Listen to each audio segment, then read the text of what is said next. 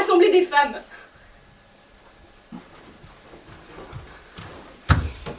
C'est moi, ici présente. Ah, alors, dis-nous ce qui se passe. Qu'attends-tu de nous? Oui, dis-nous une bonne fois quel est ce grave problème qui te prend la tête. Tout de suite. Mais auparavant, j'ai une question à vous poser. Une toute petite question. Pose toutes les questions que tu voudras. Eh bien, les regrettez-vous? Oui ou non? Les pères de vos marmots, vos bons hommes mobilisés à... Pétanchnock, par la guerre.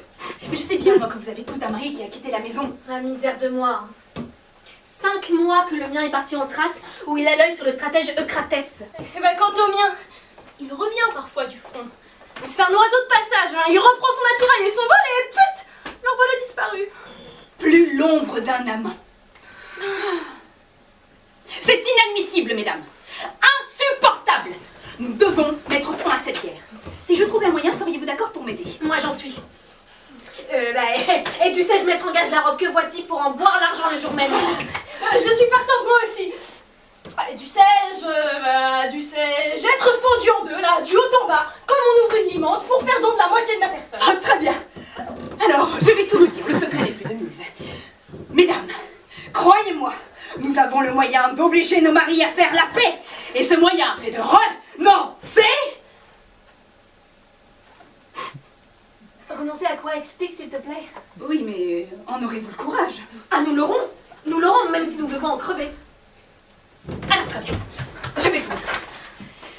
Il nous faut renoncer au phallus. Au phallus, mesdames, il pensait que... Eh là, oubliez-vous comme ça. Et pourquoi faire la mouille branler du chef? En ma parole, les voilà toutes pâles. Et j'en vois qui ont la larme à l'œil. Le ferez-vous, oui, non? Ah oui, hein, vous parlez d'un courage. Je ne vois pas ce qui vous retient. C'est au-dessus de mes forces. Que la guerre aille son train. À votre bleu, je ne pourrais pas non plus. Que la guerre continue. Mais c'est toi qui parles ainsi. Toi qui me disais à l'instant qu'on pouvait te fendre en deux, du haut en bas. Demande-nous ce que tu veux. Fais-moi marcher sur tes braises ardentes si tu veux, mais me privez pas question. Et toi, Myrtille? Moi, je traverse le feu si tu me le demandes, mais ça, pas question.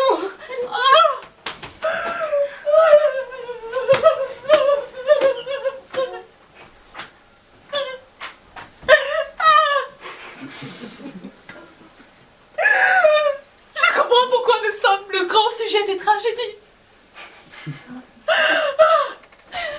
Ma chère Spartiate, si tu restes à mes côtés, nous pouvons encore tout tenter. Marche avec moi, je t'en prie. Reconnais-le, ma liaison. Pour les femmes, dormir toute seule. Il y a de quoi en faire une maladie, non?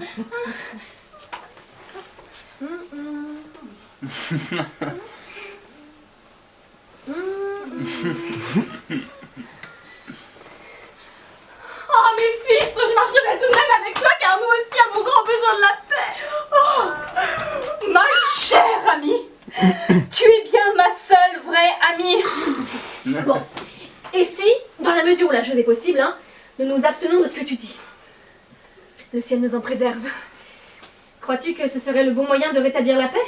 Mais oui, parler de déesse. Imagine un peu.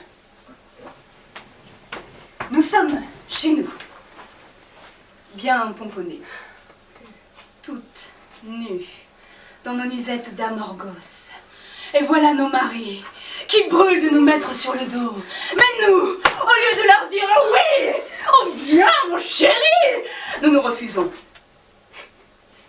Eh bien, fais-moi confiance. À ce régime, ils assigneront vite la paix. C'est pourtant vrai. Et quand on y pense, Ménélas jadis, quand il a reluqué les pommes d'amour de la belle Hélène, qui en choisi se baladait à poil. Eh ben je crois bien qu'il l'a lâché son épée. Ouais, mais qu'est-ce qu'on fait, nous, ma mignonne, s'ils nous plantent là, nos maris? Quoi? Mais comme disait le sage Férécrate, nous écorcherons la chienne écorchée du doigt et de la main, si tu vois ce que je veux dire. Simulacre et faux semblant. Et s'ils nous harponnent de force pour nous traîner dans la chambre? Alors, campanne-toi aux portes. Et s'ils nous flanquent une raclée? Alors, on se prêtera. Mais le plus mal possible et de mauvaise grâce. Et pour la chose, ils n'ont pas de plaisir si la femme n'est pas consentante, vous le savez bien. Et puis, vous les ferez souffrir. vous leur rendrez l'existence infernale. Fais-moi confiance. À ce traitement-là, ils en auront vite assez. Pour qu'un homme prenne son pied, il faut que la femme y mette du sien. Aristophane. Je l'aime, mais lui se moque bien de mon amour, de mon amour. Non, je t'en supplie, Malison, ne me demande pas d'aller le retrouver. Oh, Victorine, ma Victorine adorée. Viens, descends, je suis ici. Par Zeus, non, je n'irai pas. C'est moi qui t'appelle, Victorine. Pourquoi ne descends-tu pas? Appelle tant que tu veux, tu ne veux pas de moi, tu ne me désires pas. Moi? Je ne te désire pas. Sacre Dieu, dis plutôt que je n'y tiens plus. Je m'en vais. Attends. Écoute-moi notre enfant, tiens. Hé, petit. Hé, maman.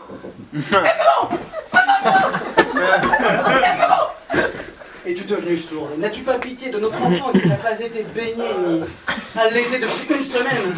Il me fait pitié, crois-moi. Et son père est bien négligent. Descends pour le petit, ma douce. Ce que c'est d'être mère. Bah j'y vais, que puis-je faire d'autre? Comme elle me paraît rajeunie, ma Victorine adorée. Et son regard m'aguiche comme jamais. Si elle se fâche contre moi, si elle se rue dans les brancards, oh c'est justement ça qui met dans tous mes états. Aïe aïe aïe, je n'en peux plus, le câble va péter. Tu bébé! Oh, quel vilain père tu as! Viens là que je t'embrasse, mon petit canard en sucre. Mais toi, méchante, pourquoi me fais-tu ça? Pourquoi laisses-tu toutes ces méchantes femelles te mener par le bout du nez? Mais je souffre par ta faute. Regarde-moi. Ah, et puis toi aussi tu souffres. Oh, pas les pattes! On n'approche pas! Mais enfin, Victorine, as-tu pensé à l'état de la maison? Au linge, aux vêtements, aux miens, aux tiens. Sans toi, tout s'abîme. J'en ai rien à faire! Et ta tapisserie. Et les poules la tirent de tous les côtés. Tu n'en as rien à faire non plus. Non plus, par Zeus! L'amour conjugal. Les rites d'Aphrodite. Ah, ça fait un moment que tu ne les as pas pratiqués, les rites d'Aphrodite. Tu ne veux pas revenir. Que nenni! À moins que vous ne traitiez avec l'ennemi et ne mettiez fin à la guerre. Soit. S'il n'y a que cela, nous le ferons. Eh bien, si vous tenez parole, je rentrerai à la maison. Mais avant, pas question. Ah, mais enfin, Victorine, couche avec moi au moins une fois depuis le temps. Je t'aime. Je ne peux pas dire le contraire. Mais pour ça, c'est non. Ah, tu m'aimes. Mais alors qu'est-ce que tu attends pour t'allonger tout contre moi? Mais t'en as des bonnes, toi. Devant le petit. Oh, mais par Zeus, que le marmot retourne à la maison, tiens. Hé, Manès, emmène le garçon. Chocho, chéché, que va de chocho, que va de chéché, t'as pas trop frites à ce qu'il veut, hein? Haribo de sport qui veut, jambon sanguin d'Athènes qui veut, et pomme d'amour de Mykonos qui veut.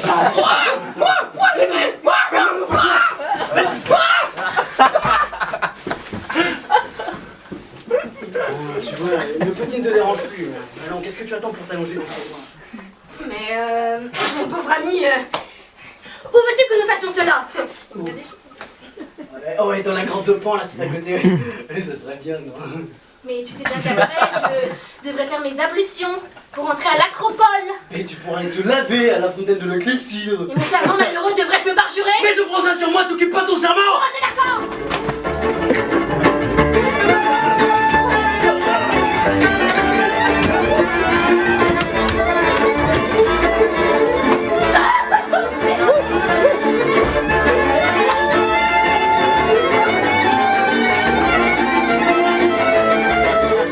Mais qu'est-ce que tu croyais, camarade commissaire? Pensais-tu avoir affaire à des esclaves? Croyais-tu que nous, les femmes, nous n'avons rien dans la culotte? Mesdames, avec tout le respect qui vous est dû, je désire apprendre de votre bouche quelle mouche vous a... Enfin, la raison pour laquelle vous vous êtes barricadé dans notre citadelle. Je te l'ai dit bien volontiers. C'est pour mettre l'argent en sûreté et vous empêcher de l'employer à faire la guerre. Parce que d'après toi, c'est pour dilapider l'argent public que nous faisons la guerre. Pour faire la guerre, oui, et machiner tous vos désordres et chambardements. L'argent est à l'acropole. Et vous n'êtes pas prêt de mettre la main sur lui. Et toi, que comptes-tu en faire? Mais nous allons le gérer, cher monsieur. Vous, gérez les fonds. Mes rêves. Quelle drôle d'idée, n'est-ce pas? Oui, nous et personne d'autre. Mais ne gérons-nous pas l'argent du ménage à votre place? Mais ce n'est pas du tout la même chose. Comment ça, pas la même chose? Mais parce que cet argent-là ne doit servir qu'à la guerre. Mais d'abord, où avez-vous vu qu'on ait besoin de faire la guerre? Non mais, vois-tu un autre moyen d'assurer notre sécurité? Mais c'est nous qui assurerons votre sécurité. Vous? Non mais vraiment, j'hallucine, Et hein. pourquoi pas nous? Je suis née femme, certes. Et quoi? Me l'imputerez-vous à crime si ce que je propose est meilleur que la politique pratiquée de nos jours? Moi, ma part de l'impôt, je la paye en homme, que je donne à la patrie. Tandis que vous, là, vieillard misérable, vous ne versez rien. Et bien pis, le trésor de nos aïeux qui datait des guerres contre les Mèdes, vous l'avez dilapidé sans contrepartie pour la contribution de guerre. Qui a mis la graisse sur la paille, sinon vous? Vous avez quelque chose à répondre à ça? Ouais, bravo, bravo, bien parlé. Assez. Ça, c'est un peu fort de ta part. Dis-toi bien que c'est nous qui te sauverons, que tu le veuilles ou non. C'est inouï, cette chose-là. Mais qu'est-ce qui te dérange? À la fin des fins, c'est vous qui nous y obligez. Parlez mes terres, c'est contre le droit. Ah, te sauver, mon cher, voilà notre devoir. Même si je ne te demande pas. Raison de plus. Et d'où vous est venue la brillante idée de vous mêler de la guerre et de la paix? Nous te l'expliquerons en temps voulu. Parle! Je te veux pas tâter de... Soit! Mais tâche de retenir tes points et de m'écouter. Tu t'es damnée, fichue bonne femme. Est-ce que tu vas faire une bonne fois pour toutes ce qu'on te dit? Parle! Puisque tu me le demandes si aimablement, nous parlerons. Au commencement de la guerre, avec notre patience habituelle, nous avons tous supporté de vous, les hommes, tout et n'importe quoi parce que vous nous aviez donné un seul droit, celui de nous taire. Et Dieu sait que ce n'était pas particulièrement pour nous plaire. Mais nous vous connaissons bien et souvent le soir, nous apprenions que dans telles affaires importantes, vous aviez pris les résolutions les plus faibles. Alors, désolé, nous vous demandions le sourire aux lèvres. Aujourd'hui, qu'a décidé d'inscrire l'Assemblée sur la stèle? Est-ce que cela te regarde? Non. Alors tais-toi.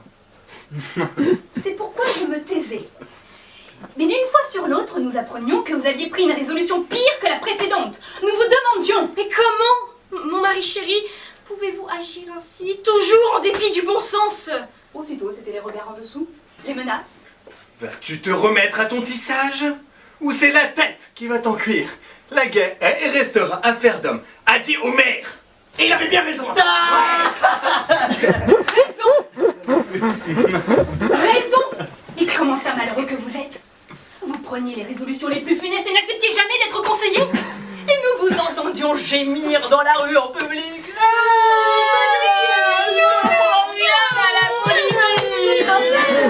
Alors il a bien fallu que nous, les femmes, nous nous réunissions sans perdre un instant, que nous entreprenions de sauver la Grèce. Pouvait-on attendre? Alors maintenant, si vous le voulez bien, c'est à votre tour d'écouter nos sages conseils, de vous taire un moment comme nous l'avons fait, et peut-être pourrons-nous vous remettre dans le bon chemin.